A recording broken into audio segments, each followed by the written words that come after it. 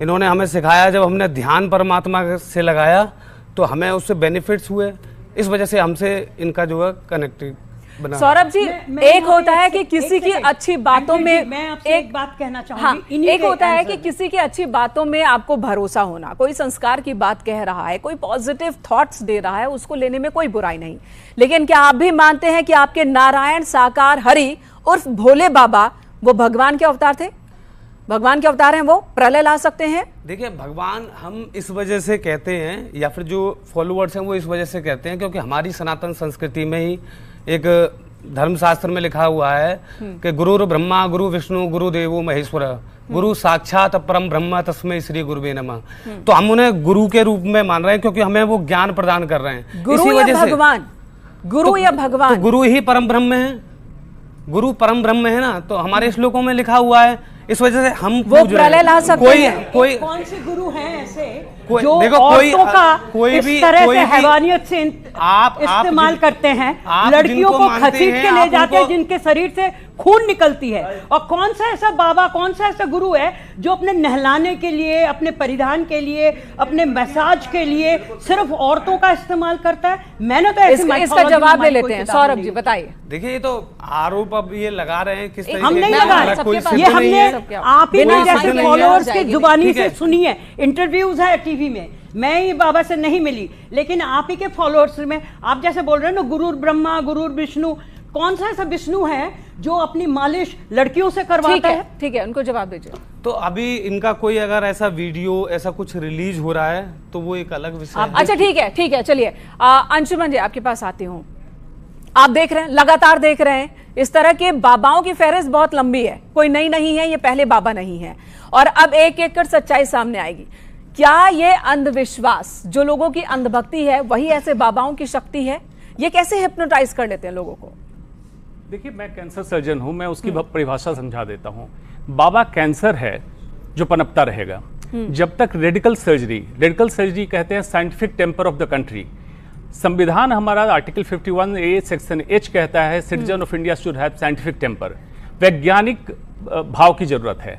और ये जब तक नहीं आएगा देश में, तब तक ये बाबा का रेडिकल ऑपरेशन हो नहीं सकता, खत्म नहीं होंगे। अब यहाँ पे डिफ्रेंशिएट करने की जरूरत है। स्पिरिचुअलिटी मतलब अध्यात्म, रिलीजन मतलब धर्म, और कल्ट या सेक्ट मतलब संप्रदाय, तीनों अलग चीज है। सनातन को इससे कल्ट में ना लाएं, इतना छोटा नहीं है। और जो इनको कहता है परम ब्रह्म, इसका मतलब उसको मालूम नहीं है भगवान को भी छोटा दिखा रहा है। सनातन के सबसे बड़े दुश्मन ये लोग हैं। अब चलिए, बाबा पनपते क्यों हैं?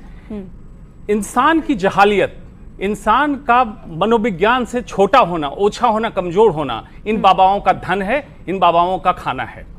जब तक इंसान ज्ञान का भूखा रहेगा तब तक बाबा पनपेंगे, इसमें कोई दो मत नहीं है। एक स्टडी हुई, विदेशियों ने, जर्मन ने स्टडी की, हिंदुस्तान में 62% लोग अंधविश्वासी और मनोरोग से ग्रसित। तो अंधविश्वासी क्यों है? क्योंकि उनके पास शिक्षा की कमी है। अंधविश्वासी इसलिए है क्योंकि कॉन्फिडेंस की कमी है, क्योंकि उनकी जो परेशानी है उस परेशानी को दूर करने के लिए जो सिस्टम मजबूत होना चाहिए उस सिस्टम की कमी है। अगर कोई बीमार है तो उससे उस लेवल पर अच्छा इलाज उपलब्ध हो, शायद ऐसा हो, तो फिर अंधविश्वास का फायदा उठाकर जो बाबा अपनी दुकान चलाते हैं उनकी दुकानें बंद हो जाए। यहाँ हमारे साथ ऑडियंस भी मौजूद है, आपके पास चलते हैं। आप में से कोई है जो किसी बाबा के पास गया हो? Yes ma'am. मैं आपके पास आऊंगी। आपका नाम? मेरा नाम ललित मालकोटी है। और मैं बचपन, हमारी भी लाली परेशान रहती थी और हम भी चलो कोई सही, लेकिन हमारी भतीजी तो आंख ना अकेला वहीं से सही हुई है, तो बताओ इससे ज्यादा भला हम कैसे मानेंगे? सारी मेरा गुर्दा निकाल दिया इन्होंने, पेशाब करा निकाला, इतने मोटे बच्चे गए थे बिगड़ दवाई। कितना पैसा लिया इस इलाज का उन्होंने? 1 रुपया नहीं लिया, 1 रुपया भी ना। तो मेरे पता भी ना थी परमात्मा ये मेरा गुर्दा निकाल देंगे। मैंने तो बस टीवी पे देखे थे, सचमुच भी ना देखे थे जैसे आज देख रहे हैं। टीवी पे देखने से निकाल दिया था इन्होंने। बहुत परेशान रहते थे, हमारे माँ बाप इलाज करा करा के मर गए, कहीं से कुछ नहीं हुआ। और अपने हरि के यहाँ जाने आने से और ब्रह्मवाणी सुनने से ही जो लाजी बीमारी आई हमारी सब। लेकिन बाबा जी तो फरार चलने मिल ही नहीं रहे आप लोगों से। हमसे कहाँ मिलेंगे? वो परमात्मा है, स्वयं धराधाम पे आ गए। अच्छा, तो सुना आपने, किसी की आंखों की पट्टी हट चुकी है, कुछ अब भी बाबा में विश्वास, भरोसा, आस्था बनाए हुए हैं। अंशुमन जी आपके पास आ रही हूं। यहां आपने सुना कितने लाइलाज बीमारियों का जिक्र हो गया कि बाबा ने मौत के मुंह से निकाल लाए, उनके परिजनों को, क्या ये मुमकिन है? जो मैंने सुना उसमें कह रहे हैं कि मेरा गुर्दा निकाल दिया तो बिना ऑपरेशन के, बिना ऑपरेशन तो किडनी स्कैमर हो गए। अब जो इन महिलाओं का जो स्टेटस है, अभी बच्ची ने बोला नीट के पेपर के लीक की बात कही, एक परीक्षा का एक प्रोसेस होता है जिसमें मेडिकल एंट्रेंस होता है, डॉक्टर बनते हैं, उसके बाद भी आधी बीमारी समझ नहीं आती। क्यों करते हैं इतनी मेहनत? फिर ऐसे क्यों बाबा कहते हैं मेडिकल कॉलेज बंद कर दिया जाए, हेल्थ मिनिस्टर बाबा को बना दिया जाए, और सारे अस्पताल को बंद कर दिया जाए, सारी बीमारियां ठीक हो जाएगी। मतलब जहालियत पराकाष्ठा पे पहुंच चुकी है हिंदुस्तान में, और ये क्रिश्चियनिटी ने देख लिया है, इस्लाम ने देख लिया। अब ये सनातन के नाम पे हिंदू को देखना पड़ेगा कि ये जहालपन। पहले कहा जाता था सनातन में इंटरलाइज करो, अपने आप के अंदर मन में जाओ, अपने आप के सनातन से कनेक्ट योरसेल्फ टू योरसेल्फ। योग योगश्चित वृत्ति निरोधा। और आज अज्ञानता इस पराकाष्ठा पे पहुंची कि बीमारियों के इलाज। अब कहिएगा कि इस पे एक बच्चे ने पूछा कि सरकार क्यों नहीं कुछ कर रही है।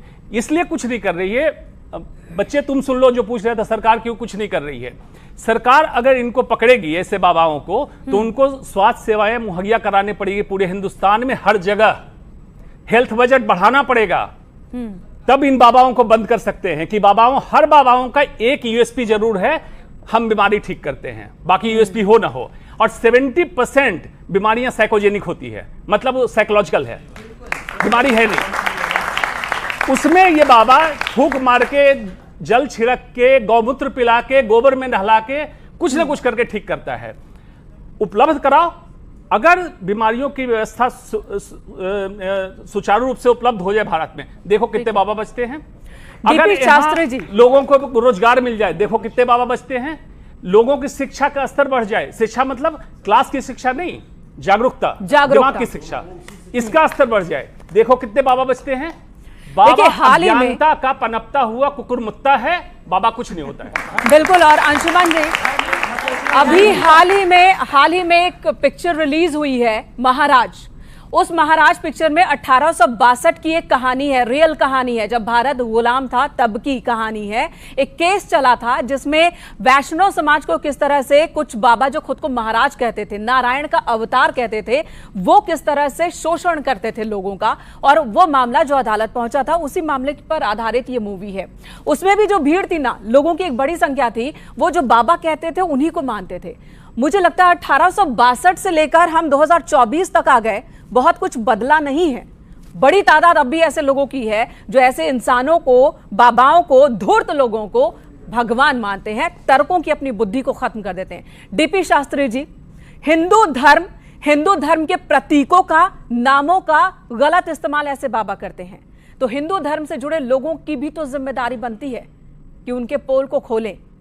देखिए, सबसे बड़ी जागरूकता हमारी, जो मन के अभी शुक्ला जी कह रहे थे, अगर आपकी पॉजिटिव विल हो, अगर आप ये मान के चले कि मैं ठीक हो जाऊंगा, तो आप ठीक हो जाते हो। जब आप क्राउड में होते हो, आप देखेंगे अगर कोई एक बंदा उठ के बड़ी भारी शहर में और बड़े उसमें कहता है कि नहीं ये मेरे बाबा हैं, मैं इनको मानता हूं, तो एक क्राउड की मेंटालिटी होती है, वो मानने लगते हैं। दूसरी बात जो मैं यहाँ पे रेज करना चाहूंगी, इतने सालों से एक क्रिमिनल ऐसे कैसे पनपता है समाज के अंदर। दूसरी बात, जो हमारी यूनिफॉर्म है हमारी सोल्जर्स की, वो इसे मिसयूज कैसे कर सकता है।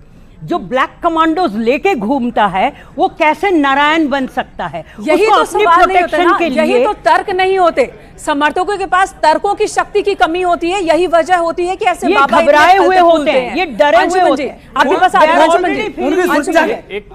एक मिनट सुन लीजिए, एक मिनट अंशुमन जी, फिर आपके पास आएंगे। शास्त्री जी, भद्रम कर्णेभि शृणुयाम देवा, वेद के छोटा सा श्लोक है, ठीक है, इस कानों के द्वारा भद्रवाद सुना जाए। हाँ। तो वो चीज वेद से उनको कोई लेना दे, इनको भी नहीं लेना देना। अगर ये ब्राह्मण है तो ब्राह्मण की पूजा करते हैं ना, इनको पता नहीं ब्राह्मण है, कह रहे हैं आपके सामने कह रहे हैं। और चीज का सुनिए, इनको वेद से यहाँ पर्सनल डिबेट नहीं हो रही है, पर्सनल डिबेट नहीं हो रही है, शिक्षा दी थी, पर्सनल डिबेट नहीं हो रही है। सौरभ जी, सुनिए सुनिए, वेद के जो मंत्र है ना, वेद के मंत्र बराबर कल्याणकारी है।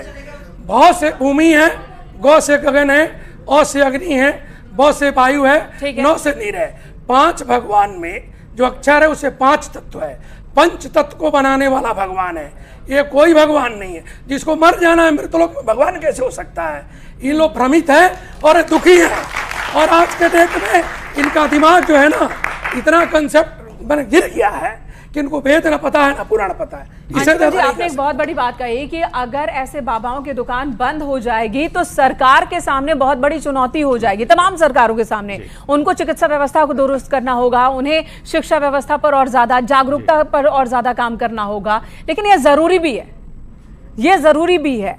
यहां कुछ लोग बैठे हैं, ये अंधविश्वास में नहीं है, इनको लगता है कि इनका विश्वास ही बहुत बड़ा है। कैसे अंतर हो? ये देखिए, इसको पहले तो न्यूरो साइंस के रिसर्च से समझिए क्या होता है। जैसे किसी भी चीज की लत लगती है, आपको तलब होती है, चाय पीने वालों को चाय की, शराब वाले को शराब की, कोकेन चरस वाले को चरस की, तो ब्रेन में एक मॉलिक्यूल रिलीज होता है, उसका नाम है डोपामिन। डोपामिन कहते हैं मॉलिक्यूल ऑफ मोर, और चाहिए। ये इस तरह के कम्युनिटी में जाने के बाद डोपामिन रिलीज होता है, भजन कीर्तन टाइप का जो कराते हैं उसमें। तो जब आप जाएंगे अच्छा लगेगा, आप दूसरों को मोटिवेट करेंगे, नेक्स्ट सत्संग में दूसरों को लेके जाएंगे डोपामिन के लिए। एक डोपामिन एक रिवॉर्ड मॉलिक्यूल है जिसके लिए इंसान बार बार क्रेव करता है। जैसे आजकल मोबाइल का एडिक्शन हो गया, डोपामिन रिलीज करता है। ये पनपता है। लेकिन ये पनपता क्यों है? और पनपने के बाद, पनपना अच्छी बात है क्योंकि रिवॉर्ड, आप कुछ अच्छा करना चाहेंगे। लेकिन सॉल्यूशन क्या है अच्छा करने के लिए? आपके पास कुछ है करने के लिए? नहीं है। बेरोजगारी है, अशिक्षा है, आपका व्यवस्था नहीं है। बीमार हुए तो ऐसे जो वीडियो में आप देख रहे हैं, ये लोग कहां जाएं इलाज कराने? कहां जाएंगे? एक होप है फॉल्स, सीडो होप। वो सीडो होप कहीं से जहां से मिलेगा वहां जाएगा इंसान। आपको सौरभ जी बता दूं, मेरा अलीगढ़ से वास्ता है। अलीगढ़ के आसपास के एक परिवार के कुछ लोग मर गए इसमें, और कह रहे हैं मुझे गुमराह किया गया था, अब हम आसपास किसी को नहीं जाने देंगे उस बाबा के सत्संग। तो गुमराह वाली इस कंडीशन से बाहर आने के लिए किसी हादसे का इंतजार होता है इन्हें? एग्जैक्टली। ये बाबा का क्लाइमेक्स होता है।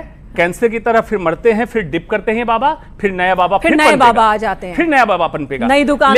लेकिन इसके लिए जरूरी है सबको जागरूक होना, और जागरूकता उस लेवल पे लाना कि आप रादर देन बाबा को फॉलो करने, जिनको वोट देते हैं उनसे डिमांड कीजिए स्वास्थ्य, शिक्षा और सुरक्षा देश में दुरुस्त करो, बाबा खत्म हो जाएंगे।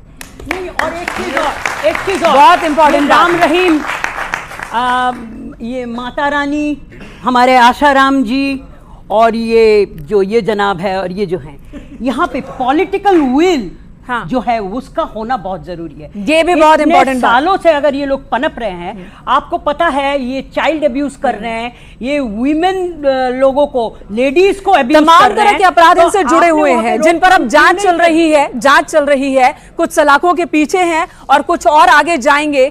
लेकिन जो एक बहुत बड़ी बात आपने कही, ये दो बहुत महत्वपूर्ण बातें यहाँ इस शो में सामने आई हैं।